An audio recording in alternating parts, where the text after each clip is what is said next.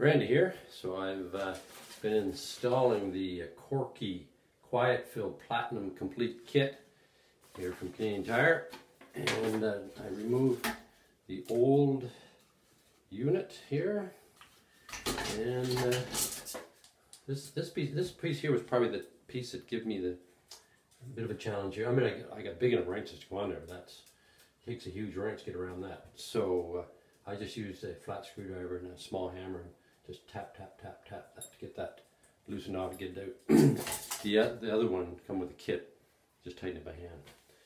Anyway, there is the new unit installed. You can see it there. Everything went pretty good.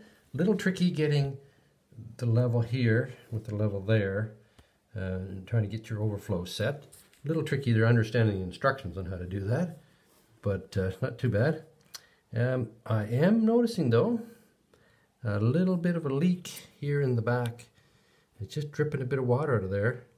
And the whole purpose of replacing it, of course, was to get rid of that problem with wasting water. So I keep an eye on that, make sure that's not a problem. And maybe it'll just just from changing all the pipes, maybe a bit of dirt got up in through there and got into the close-off valve. So we'll flush it a few times, watch for a while, see what happens. Speaking of dirt, yeah, one does have to be careful when you're putting all this together, of course, when you take all the old parts out, to make sure you clean around all those before you put your washers and seals and everything all into place, so that they're sitting on a clean surface so that they don't leak. Of course.